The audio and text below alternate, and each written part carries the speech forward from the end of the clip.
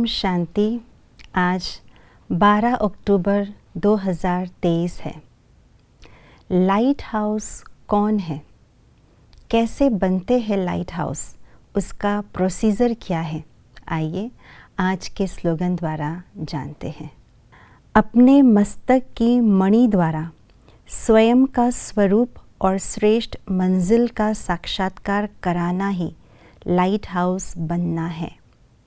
जैसे नारी के श्रृंगार के वस्तुओं में से सबसे महत्वपूर्ण वस्तु एक है, वो है बिंदी या टीका। जब मस्तक के बीच में बिंदी या टीका लगाते हैं तो बहुत आकर्षक लगता है।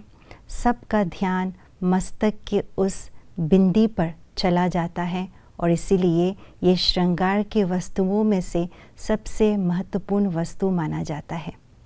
इसी तरह से रूहानी श्रृंगार में भी सबसे महत्वपूर्ण वस्तु या सबसे महत्वपूर्ण है मस्तक मणि। मस्तक मणि श्रेष्ठ श्रृंगार करने की सबसे इम्पोर्टेंट चीज़ है।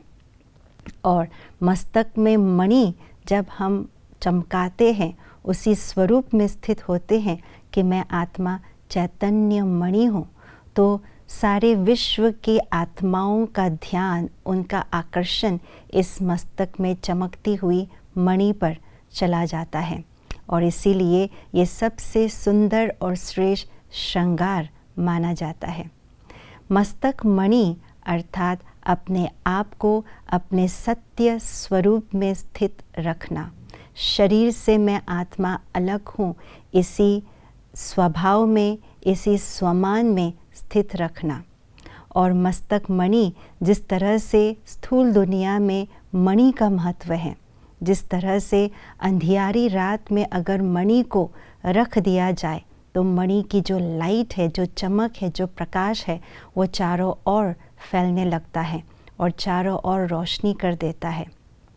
ठीक उसी प्रकार से अगर मैं इस कलयुगी दुनिया के अंदर, जहाँ चारों ओर अंधियारा है, वहाँ पर मैं अपने स्वरूप में टिक जाऊँ, मैं चैतन्य चमकती हुई मणि हूँ और मस्तक के बीच अपने आप को देखूँ, मस्तक मणि बन जाऊँ, तो मेरी इस स्वमान से, अपने सत्य स्वरूप से जो निकली हुई जो रोशनी है, जो लाइट्स है, जो प्रकाश है, न केवल आसपास को रोशन करते, लेकिन दूर दूर आत्माओं तक ये लाइट्स फैलती हैं और भटकती हुई आत्माओं को अपने मंजिल का साक्षात्कार कराते हैं अपनी इस लाइट द्वारा। इसी को ही कहा जाता है लाइट हाउस बनना। तो लाइट हाउस बनने का प्रोसेस यही है कि मैं अपने इस स्वमान में स्थित रहूं निरंतर, कि मैं चैतन्य मणि हूँ, मस्तक मणि हूँ। जब उस मस्तक मणि के स्वमान में स्थित होते हैं तो सचमुच वो रूहानी और पवित्रता की लाइट चारों ओर फैलती है। यही है लाइट हाउस बनना। ओम शांति।